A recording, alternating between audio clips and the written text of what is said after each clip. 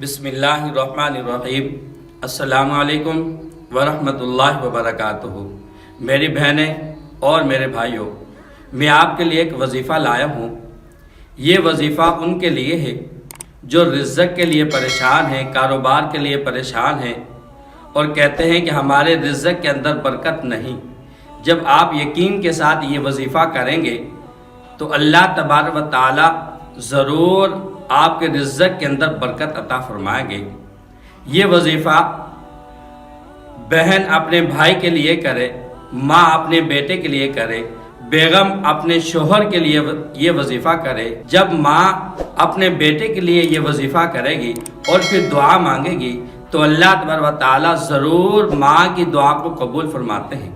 ایک حدیث پاک کے اندر آتا ہے، جس طرح زمین کو، کھیتی باڑی کو جب پانی دیا جاتا ہے تو وہ زمین جو ہے، کھیتی باڑی کتنی جلدی تیار ہوتی ہے، اسی طرح جب ماں اپنے بیٹے کے لیے دعا مانگتی ہے، جتنا فائدہ فصل کو ہوتا ہے اتنا فائدہ ماں کی دعا مانگنے کا فائدہ ہوتا ہے۔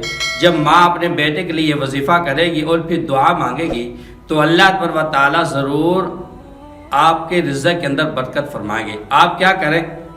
صبح کے وقت میں اٹھیں اور فجر کی نماز ادا کریں۔